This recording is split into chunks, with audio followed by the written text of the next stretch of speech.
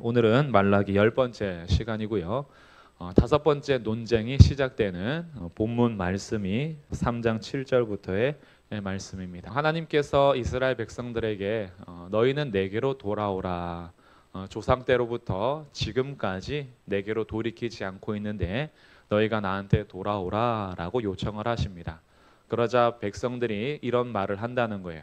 우리가 어떻게 해야 돌아가리까? 이렇게 다시 반문을 합니다. 이것은 방법을 정말 가르쳐 달라라는 요청이기보다는 돌아오라는 말 자체를 거부하는 겁니다. 우리가 언제 떠난 적이 있다고 돌아오라 하십니까? 이런 뜻이죠. 너의 마음을 좀 나한테 다오 이랬더니 우리 마음이 떠난 적이 없는데 뭘 마음을 달라 합니까? 라고 하는 그런 뉘앙스입니다. 그러니 하나님께서 너희는 내게로 돌아와야 해 라고 하는데 우리가 어떻게 주님께로 돌아갑니까? 라는 반문을 하는 것에 있어서 오늘 말씀이 이어집니다. 그런데 여기에서 하나님께서는 뭐라고 하시냐 하면 7절 말씀을 다시 보시면 만군의 여호와가 이르노라 너희 조상들의 날로부터 너희가 나의 규례를 떠나 지키지 아니하였도다. 너희 조상들의 날로부터 지금까지도 돌아오지 않고 있는데 그 핵심이 뭐냐 하면 너희가 나의 규례를 떠나 지키지 않았다. 그러니까 돌아오지 않았다라는 말을 다른 표현으로 하면 내가 너희에게 지키라고 명한 내 말을 너희가 도무지 지키지 않는구나. 이것이 떠났다라는 의미입니다. 그러니 이스라엘 백성들이 성전에 늘 있었고 그리고 혹시 이스라엘 약속의 땅에 거했을지라도 이들이 하나님께서 명하신 규례를 지키지 않는 것으로 하나님은 너희가 나를 떠났다 이렇게 보신 것이고요. 그래서 돌아오라라고 말씀합니다.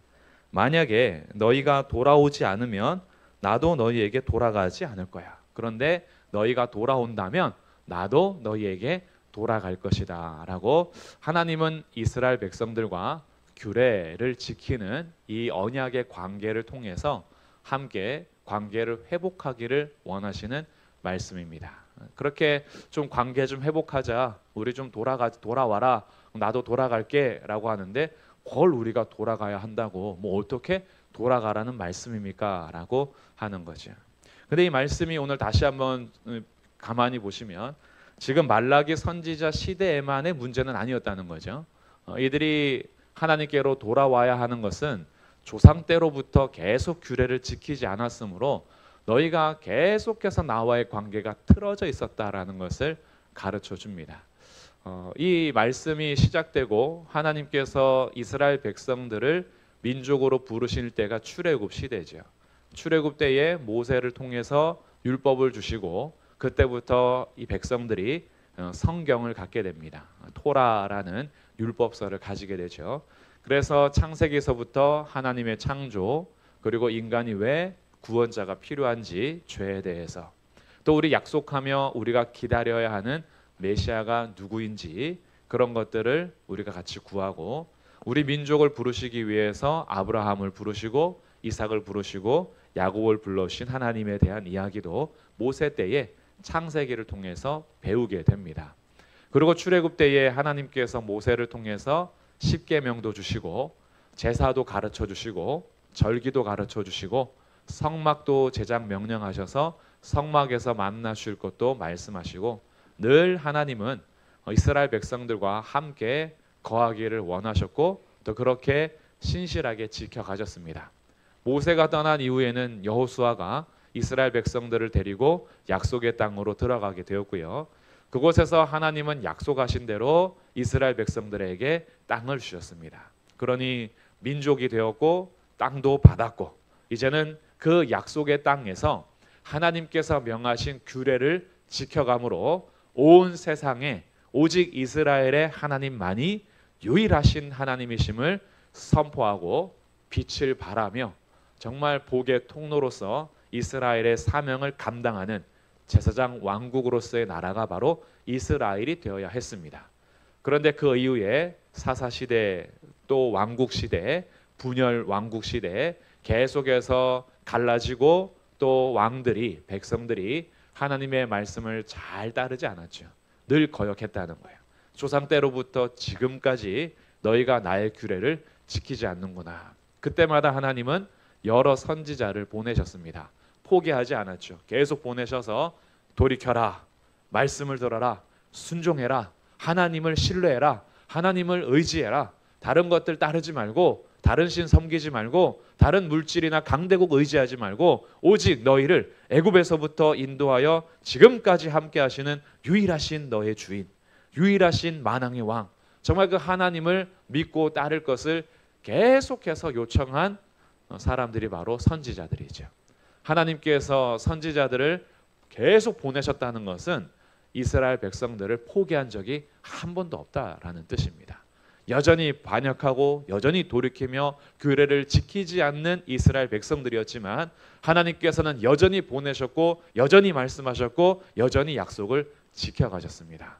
그러나 결국에는 북쪽 이스라엘이 멸망하게 되고 남쪽 유다도 바벨론으로 포로로 잡혀가면서 이스라엘 역사가 멸망으로 끝나게 되지요. 돌아가면서 여전히 마음이 완악합니다. 포로로 잡혀갔을 때에 이들이 그곳에서도 좀 회개하고 돌이키면 좋을 것 같은데 여전히 이들의 마음은 늘 완악하고 하나님의 말씀과 명령을 지키려고 하지 않습니다. 그러나 주님은 이 멸망의 시간, 포로로 잡아가는 시간을 통해서 귀환할 때까지 어떤 의미를 두셨냐 하면 먼저 첫 번째는 심판에 대한 하나님의 정의를 행하셨습니다. 정말 말씀대로 살지 않았을 때에 하나님 말씀하시는 심판이 자신들에게 임하는 것을 겪으면서 깨달아야 되는 거죠. 이런 징계를 통해서 우리가 말씀 듣고 사는 것이 맞다. 하나님의 규례를 지키며 사는 것이 우리에게 행복이었다. 그런데 우리가 그 자리를 떠나니까 나라가 망하는구나. 우리의 가족이 노예로 팔려가는구나. 우리의 자녀들이 이렇게 비참하게 사는구나. 왜 우리가 망했던가? 알고 보니까 우리가 하나님을 떠나서였다.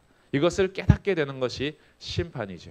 그래서 하나님은 단지 심판으로 나라를 완전히 멸망시킨 것이 아니라 포로로 잡혀가게 하셔서 70년의 기간 동안에 정결하게 하는 정화 작업을 또 하십니다. 그러니 이 포로로 잡혀갔을 때에 백성들이 깨닫고 마음으로부터 주님께 돌이키기를 원하신 거죠. 깨닫는 거예요. 저희들도 무슨 잘못을 했을 때 내가 뭘 그렇게 크게 잘못했나라고 할 때도 있지만 정말로 그 나의 잘못으로 인해서 엄청난 결과가 다가오면 이제 돌이키고 싶은데 돌이키고자 하는 것이 후회할 때가 있죠. 이미 엎드러진 물이고 내가 쏘아버린 화살이고 다시는 담을 수도 없고 거둘 수도 없어서 한탄하며 나의 비참함을 받아들여야 할 때가 있습니다. 그런데 그것을 정말 깊이 마음으로부터 고통과 고난 속에서 회개한 사람은 다시는 또 그 일을 하지 않기 위해서 결단하고 삶을 고쳐가죠. 포로 시간이 바로 그런 시간이 되기를 주님이 바라시고 이들 가운데 약속을 끊임없이 또 하셨습니다. 포로로 잡혀가 있는 시간에도 하나님께서는 에스겔 선지자, 다니엘과 같은 선지자, 그리고 여전히 그곳에 하나님의 백성들을 두셔서 하나님을 알게 하고 하나님의 왕되심을 보이게 하면서 우리가 믿고 따라야 할 분이 여전히 우리와 함께 하시는구나. 그래서 정화 작업을 통해서 정결한 기간을 갖는 것이 이 심판의 그 포로로 잡혀간 70년의 기간입니다. 그래서 심판과 정결의 작업을 하기 위해서 백성들은 바벨론이란 나라로 잡혀갔고 하나님께서 약속하신 땅은 70년 동안 안식년을 완전하게 하는 쉬는 기간이 바로 70년이었습니다. 더러워진 땅을 토해내시고 그곳에 다시 안식하심으로 70년의 시간이 지났을 때 이제 다시 시작한다. 그래서 포로로 잡혀갈 때에도 이미 말씀하셨어요. 70년만 섬길 것이다. 70년 만에 너희가 돌아오게 될 것이다 라고 말씀하셨고 약속대로 70년 만에 돌아오게 되죠. 그래서 귀환은 이제 다시 시작인 겁니다. 그래서 귀환했을 때에 3차에 걸쳐서 귀환하게 되죠. 1차 귀환 때에 와서 성전을 재건하고 2차 귀환 때에 에스라를 통해서 율법을 가르치면서 하나님을 잊어버렸던 백성들에게 하나님을 다시 가르쳐 줍니다. 그리고 우리가 어떻게 살아야 할 것인지를 또 배우게 합니다. 그래서 에스라가 열심히 연구하고 자기도 순종하면서 백성들을 열심히 가르치고요. 이스라엘 백성들의 지도자들도 말씀 앞에 은혜를 받고 말씀을 따라서 살기 위해서 회개하며 돌이키면서 말씀 부흥 운동이 시작이 되었습니다. 그래서 말씀 안에서 자신들의 죄악을 회개하고 잘못된 것들을 고쳐가는 일들도 했죠. 3차 귀환 때는 느헤미야가 지도자가 되어 이스라엘 예루살렘을 보호하기 위하여 성벽을 재건하는 일을 합니다. 그러나 1차, 2차, 3차를 통해서 하나님께서 회복을 하시면서 다시 시작하는 그 일을 하셨지만 몸은 돌아왔는데 마음은 여전히 돌아오질 않는 거예요. 몸은 바벨론에서 이스라엘 예루살렘으로 돌아왔습니다. 정말 포로로 잡혀갔던 백성들이 귀환을 했습니다. 좋은 거죠. 근데 몸은 돌아왔는데 마음은 여전히 아직 규례에 온전히 순종하고 지키지 않는 것이 드러나는 거예요. 그래서 에스라와 느헤미야 때에 이들의 죄악들이 발견이 되는데 안식일을 제대로 지키지를 않습니다. 결혼의 문제를 분명히 이방인들과 서로 통혼하지 말 것을 명하셨는데 그 약속을 명령을 순종하지 않아요. 그리고 하나님 앞에 마땅히 드려야 할 11조와 봉헌물에 대해서 이들이 드리지 않으므로 레위인들은 각각 살 길을 찾아서 떠나버립니다. 그러니까 레위인은 하나님께서 명하신 성읍에 살면서 이스라엘 백성들에게 율법을 가르치고 이들을 하나님께로 인도하는 역할을 해야 되는데 백성들은 헌금을 드리지 않고 헌물을 하지 않고 레위인들은 자기네가 먹고 살 길이 없으니까 자기 성읍을 떠나서 이제 먹고 살 길을 찾아서 떠나버리니 악순환이 되고 있는 거죠. 그러니까 율법을 가르쳐야 백성들이 지킬 것이고 지켜야 하나님과의 관계가 계속 유지되면서 이 땅이 하나님과 마음으로도 합하여서 온전히 설 텐데 몸은 돌아왔는데 마음은 아직도 제각각인 겁니다. 그러니 개혁할 것들이 여전히 많았던 거예요. 그래서 느헤미야 마지막 장면들은요, 개혁해야 할 일들에 대해서 정말 가슴을 치면서 기록하는 것이 느헤미야 마지막입니다. 말라기 선지자가 이 느헤미야 선지자 이후에 가까운 시대에 활동했던 선지자거든요.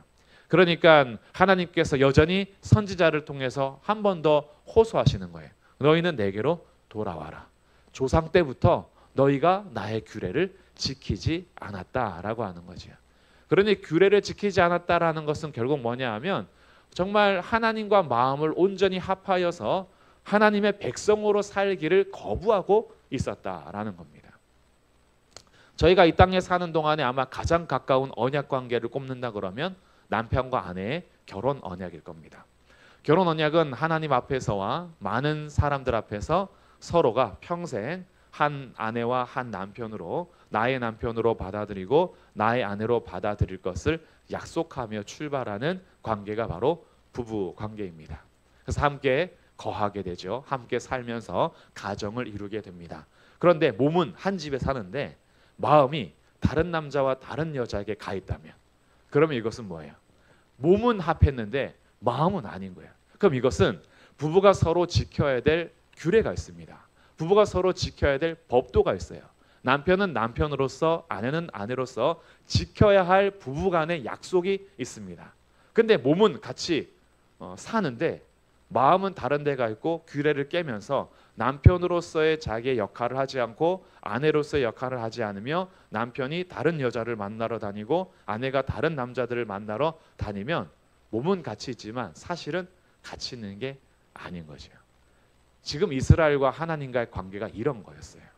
하나님의 심판 이후에 이들을 정결하게 하셔서 다시 시작하고자 이들을 귀환시켰는데 몸은 돌아왔는데 규례를 지키지 않는 겁니다.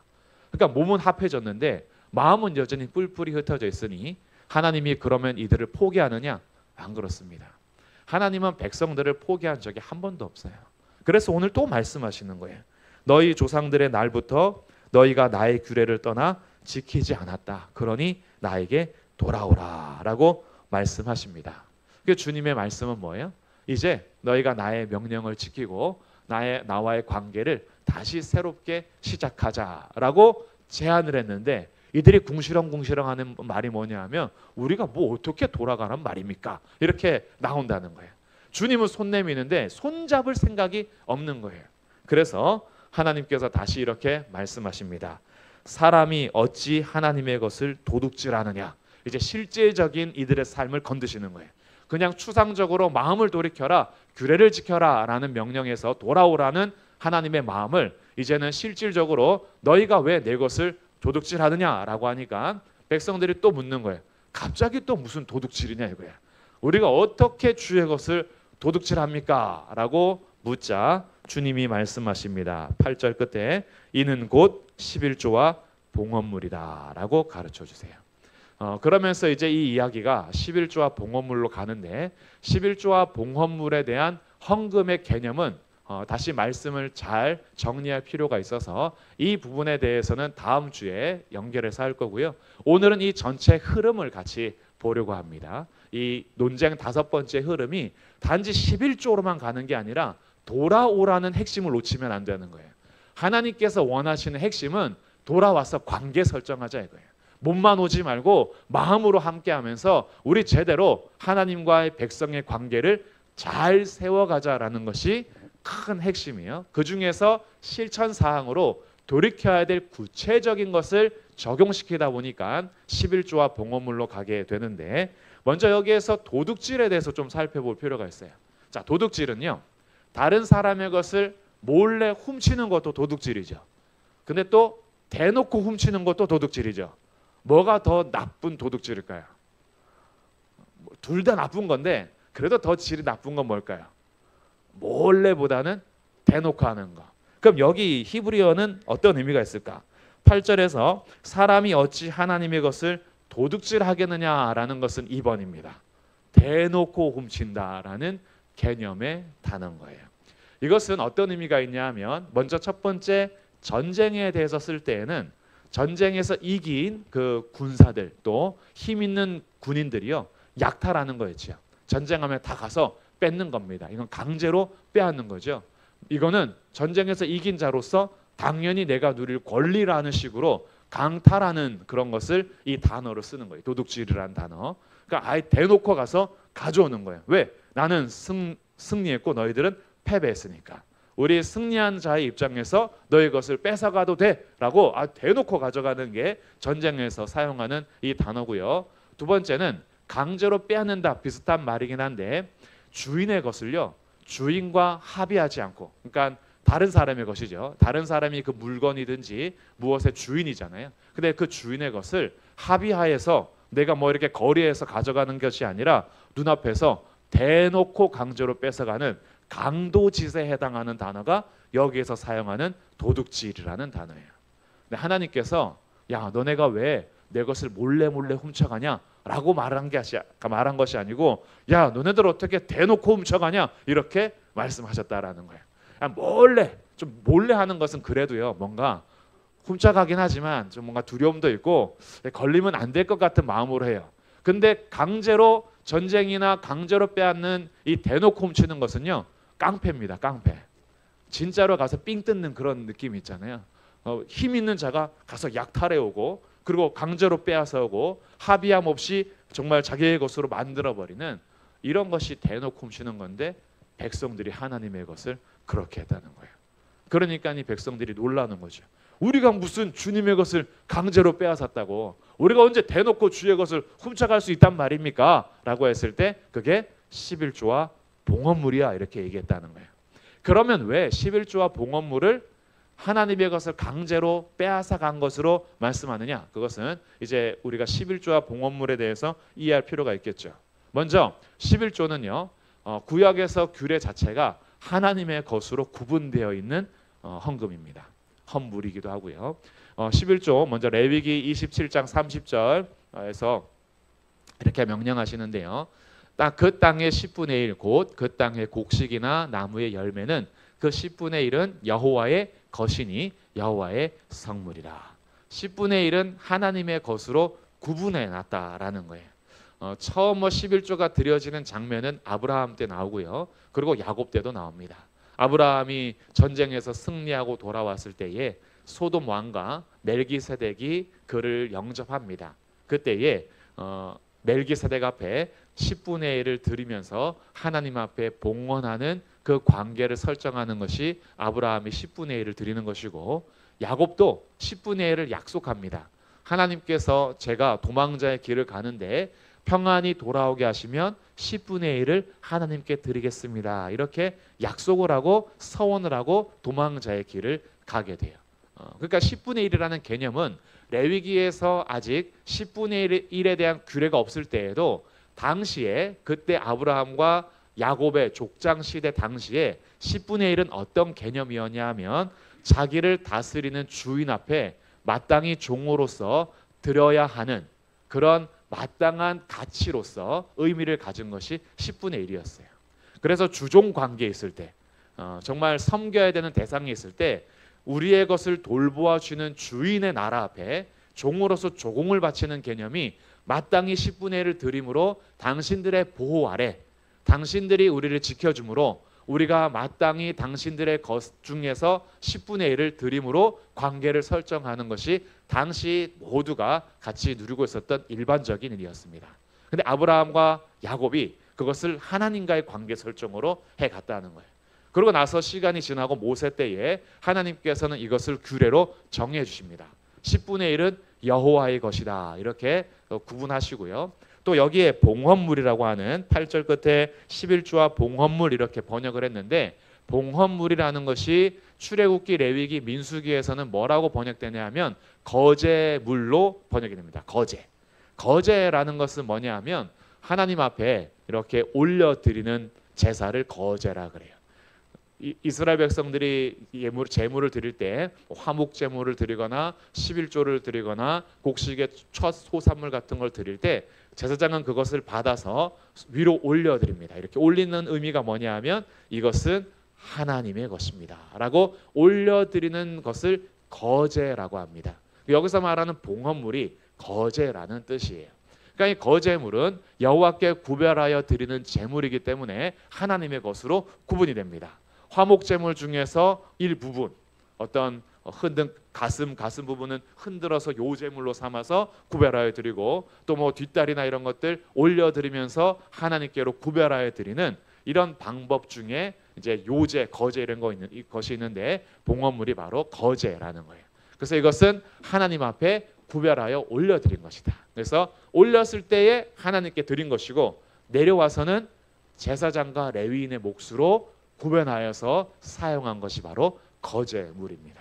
그러니 지금 여기에서 너희가 봉헌물과 11조 이것을 가져간 거야 라는 것은 무슨 뜻이냐 하면 내 것으로 구별된 것을 너희가 가져간 거야.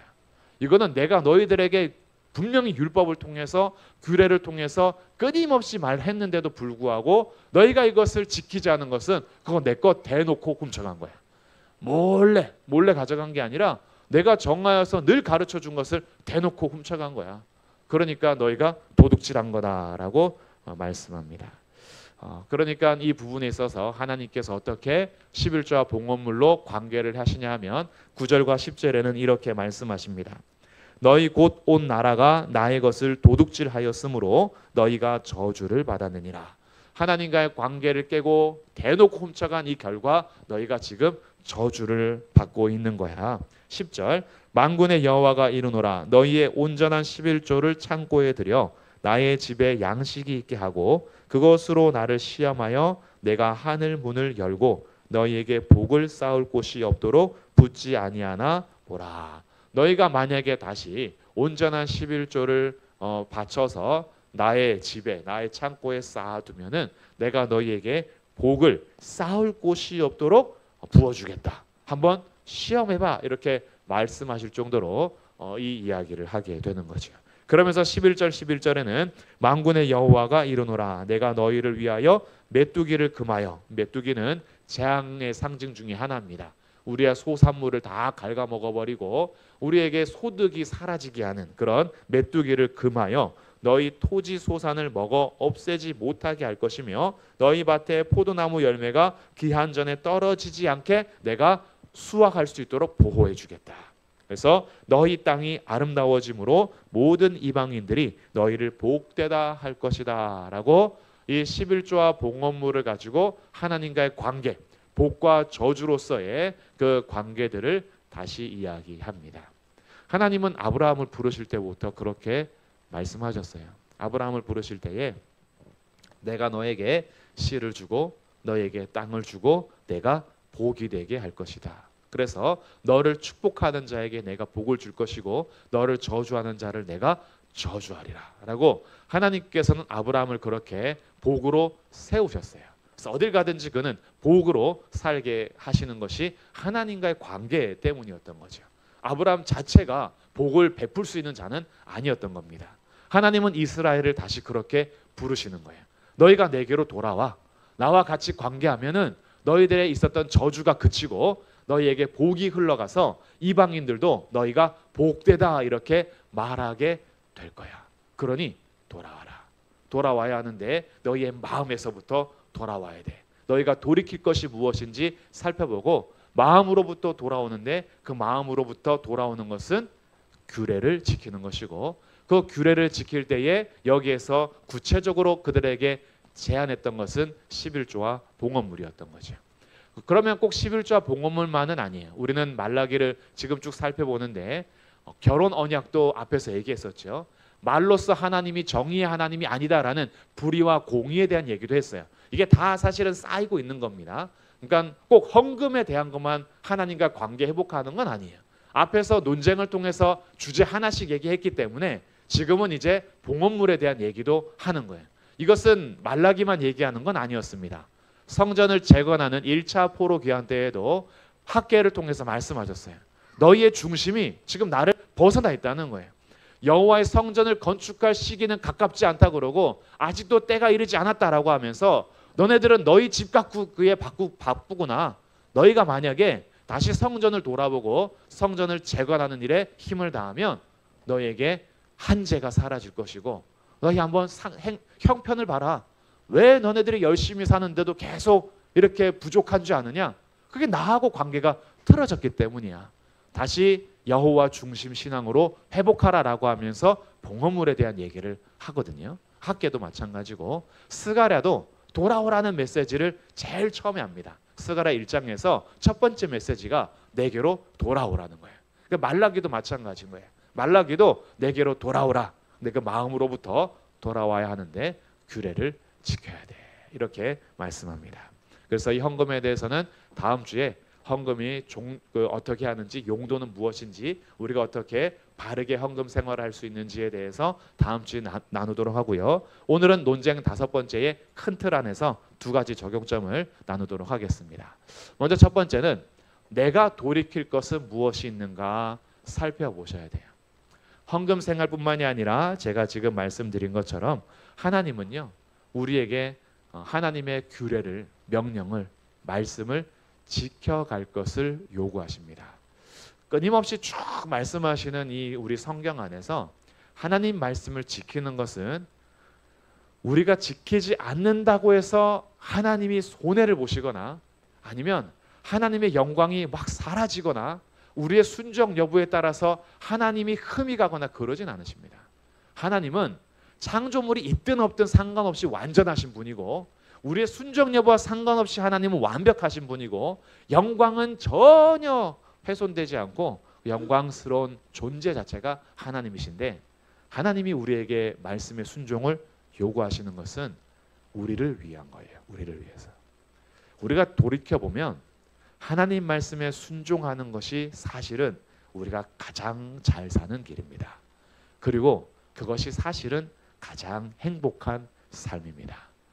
근데 우리의 행복의 시선이 자꾸 다른 데 뺏기다 보니까 진짜 행복이 다른 데 있는데 가짜 행복에 우리의 마음을 뺏기는 거예요.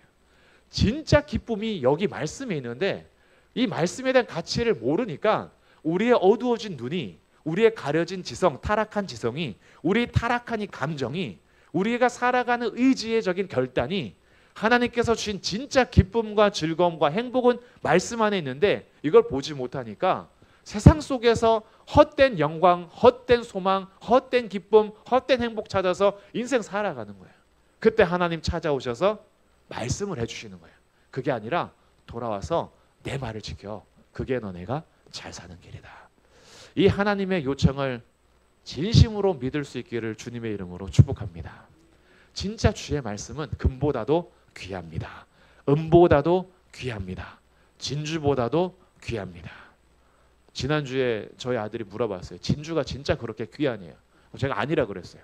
왜 아니냐요? 말씀이 더 귀해 이랬더니 코웃음 치고 가버렸어요. 저 진짜 진주보다 귀한 게 말씀인데 우리 눈에는 금이나 은이나 진주가 더 귀하게 보이니까 말씀을 지켜 행하라라는 것이 금가져라 은가져라보다 가치가 없게 여겨지는 거예요. 그러나 아닙니다. 말씀을 지켜 행하라는 것이 금 줄게 은 줄게 다이아 줄게보다 훨씬 더 우리를 행복하게 하고 기쁘게 하고 잘 살게 하는 것임을 우리 마음에서부터 진심으로 믿고, 내가 혹시 요즘에 말씀에 들려오는 것이 있는데 지키지 않고 있었던 것이 무엇인가, 그것을 한번 돌이켜 볼 수 있으면 좋겠어요. 그래서 맞아, 요즘에 계속 말씀하시는 건데, 요즘에 계속 나한테 하시는 말씀이 있는데 내가 그것을 순종하지 않고 있네 라고 하는 것이 있다면 오늘 말씀을 기점으로 다시 순종해야겠다라는 그런 마음을 가지시는 것이 첫 번째 돌이킬 겁니다. 저도 오늘 말씀 준비하면서 생각난 게 있어요. 요즘에 계속 말씀하시는 것이 있는데 제가 자꾸 미루고 있는 딱 생각이 나서 그래, 나도 있구나, 나도 순종하고 해야 되는데 자꾸 미루는 것이 있구나라는 것을 살펴보게 되었습니다. 오늘 수요예배를 통해서 한번 그런 걸 찾아서 내가 돌이킬 것은 무엇이는지 돌이켜서 하나님과의 관계가 더 좋아지면 좋겠고요. 두 번째는 이 하나님과의 관계를 설정할 때요, 주인과 종으로서, 목자와 양으로서의 관계를 오늘 기억하시면 좋겠어요. 내가 돌이킬 것은 돌이킬 것이지만 하나님과 나와의 관계를 우리가 잘 살펴볼 때에 하나님이 우리의 유일한 주인이 되셔야 합니다. 하나님만이 우리를 창조하신 분이고 우리를 구속하여 우리를 하나님 백성 삼으신 유일한 왕이시며 구원자이십니다. 하나님과 재물을 겸하여 섬길 수 없고 하나님의 자리에 그 어떤 것도 둘 수가 없어요. 우리가 절대적으로 순종하며 따라야 될 주인은 하나님이십니다. 그리고 하나님의 종은 마땅히 주님 앞에 섬길 것은 섬기고 순종할 것은 순종하고 엎드릴 때는 엎드리는 그런 관계가 진정한 주인과 종의 관계예요. 하나님은 너무나 우리를 사랑하셔서 정말 우리 친구로 대하실 때도 있고 정말 우리를 섬겨주실 때가 훨씬 많죠. 그러나 하나님이 우리의 수준에 맞춰주고 섬겨주신다고 해서 우리가 부릴 수 있는 분은 아닌 거예요. 그렇게 맞춰주시는 분이지, 우리는 이 주인과 종으로서의 관계를 절대 놓치시면 안 됩니다. 어떤 주인을 섬기냐에 따라서 그 종의 삶의 결과가 달라지는데, 죄와 사망을 주인으로 섬기면 그에게는 영원한 형벌과 비참함밖에 없어요. 그러나 하나님을 주인으로 섬기는 종은요, 생명과 평안을 얻게 됩니다. 그래서 우리가 섬기는 주인은 우리에게 생명 주시는 주인이시고 우리에게 평강 주시는 주인이신 거예요. 그 주인 앞에 섬기는 것은 행복한 거예요. 또한 그 주인이 우리의 목자가 되시기 때문에 목자는 양을 돌보아 줍니다. 양을 푸른 풀밭에 누이게 하도록 인도하시고 가장 좋은 길로 가서 먹여주시는 분이 목자입니다. 양은 목자의 음성을 듣습니다. 그래서 그 음성을 듣고 따라가죠. 양이 그 목자가 피리를 불면 그 피리를 따라가고, 아니면 목자가 어떤 자기의 소리로 양들을 부르면 양들은 자기 주인의 음성, 목자의 음성을 알고 따라갑니다. 우리가 바로 그런 관계를 가져야 돼요. 신뢰하라는 거예요. 하나님이 나를 이끄시는 것을 신뢰하라는 거죠. 목자는 양을 팔아먹기 위해서 데려가지 않습니다. 목자는 양을 먹이고 좋은 풀밭에 누이기 위해서 인도하는 거예요. 하나님이 우리를요, 구워 삶아 먹으려고 인도하지 않고요, 구워 삶은 음식을 먹여주시려고 우리를 인도하십니다. 그러니까 그걸 신뢰하라는 거예요. 지금 내가 지나가는 길이 혹시 광야일지라도, 지금 지나가는 길이 사망이 음침한 골짜기라도 그것은 지나가는 길일 뿐이고 우리를 도착하게 하시는 목적지는 푸른 풀밭이고요, 원수들의 목전에서 상을 베풀어 주시고자 하는 것이 목자의 인도입니다. 그러니 그 신뢰를 놓치지 말고, 나의 주인이 나를 어디로 인도하든지, 나의 목자가 나를 어디로 데려가든지 제가 주님을 신뢰하고 따라가겠습니다. 이것이 하나님과의 관계가 되어야 할 것입니다. 요즘에 혹시 조금 불신이 생겼다면 그 불신을 조금 떨쳐버리고 목자이신 주님이 그리고 나의 유일한 창조주의 구원자이신 나의 주인이 나를 가장 좋은 길로 인도하심을 믿으시고 신뢰를 회복하셔서 하나님을 온전히 따라갈 수 있는, 그래서 주님이 내게 돌아오라라고 하실 때 네 주님 돌아갈게요 라고 주님 앞에 응답하여 그 길을 같이 걸어갈 수 있는 믿음의 삶이 되시기를 주님의 이름으로 축복합니다.